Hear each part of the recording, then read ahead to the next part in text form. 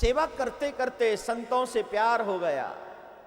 हमें भी अपने मालिक की सेवा करते करते अपने मालिक से प्यार होना चाहिए। मालिक कौन है? हम सबका मालिक, जोर से बोलिए, दो तो नहीं, एक ही है। और वो मालिक, उससे अगर प्यार नहीं किया तो किससे करेंगे? और उससे प्यार हमें तभी होगा जब हम सदगुरु के चरणों में बैठ जाएंगे। और जब सदगुरु हमें सिखा दे कि प्यार ऐसे करना है तो बस हो जाएगा।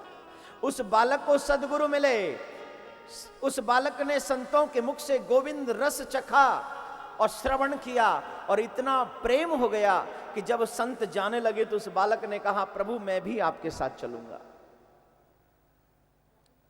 लेकिन मां ने कहा, अगर ये चला गया तो मेरा तो कोई सहारा नहीं, यही तो मेरा एक सहारा है। संतों के कहने से शिष्य वही जो अपने गुरु की आज्ञा का पालन करे। गुरु ने कहा, संतों ने कहा, जब तक तुम्हारी मां जीवित है तुम अपनी मां की सेवा करो, उसके बाद आना। और जब ये बात सुनी तो वो बालक रुक गए, बोले पहले अपनी मां की सेवा करेंगे। और मां के बाद वो फिर ईश्वर को भजने के लिए गए।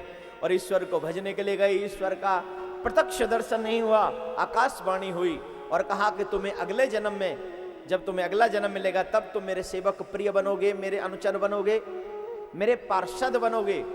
तो उस बालक को अब अपने तन की भी चाह नहीं रही।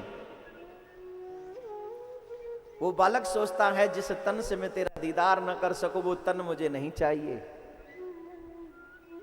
जिस तन से मैं तेरी सेवा न कर सकूं वो तन मुझे नहीं चाहिए, जिस जिब्या से तेरा नाम न ले सकूं वो ऐसी जिब्या नहीं चाहिए, जिन हाथों से तेरी सेवा न कर सकूं वो हाथ मुझे नहीं चाहिए। कितने श्रेष्ठ विचार हैं, कितने उत्तम विचार हैं। यही तो उत्तम है।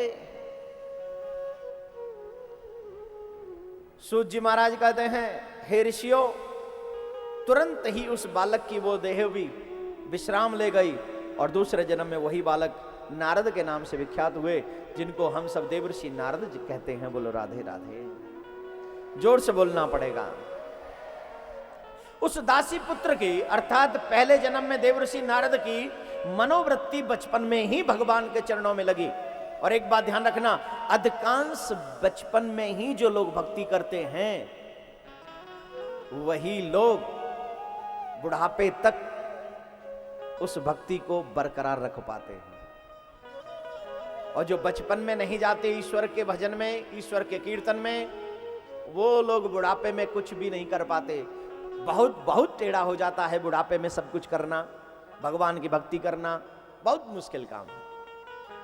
तो देवर्षि नारद कहते हैं, इसलिए आप भगवान श्री कृष्ण की बाल लीलाओं का वर्णन करिए, मन हरण लीलाओं का वर्णन करिए, तब आपके मन को शांति मिलेगी। और तब देवर्षि नारद के कहने पर वेद व्यास जी महाराज ने ये परम पुनीत पवित्र श्रीमद् भागवत महापुराण की रचना करी।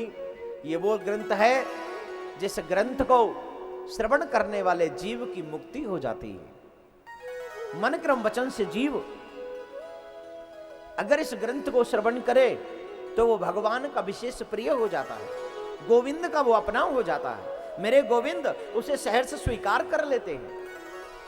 मैंने कितनी बार कथाओं में कहा है, पहले लोग बहाने बनाते थे कि हम भगवान के करीब कैसे जाएं, पहले लोग बहाने बनाते थे हम भगवान की भक्ति कैसे करें, और आजकल लोग बहाने बनाते हैं कि भगवान की कथा से कैसे बचा जाए। हमें लोग काट देते हैं तो हम कैसे मना करें कि न जाएं, हम भगवान के दर्शन करने से कैसे बचें। आजकल लोगों को भगवान से बचने के बहाना चाहिए। बोलो राधे राधे, जोर से बोलना पड़ेगा। लेकिन ऐसे लोग भूल जाते हैं कि अगर उससे बच गए तो फिर दुनिया तुम्हें नहीं छोड़ेगी।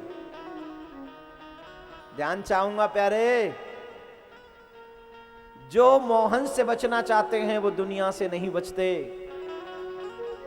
और जो दुनिया से बच जाते हैं वो मोहन से कभी नहीं बचते, मेरे श्याम से कभी नहीं बचते।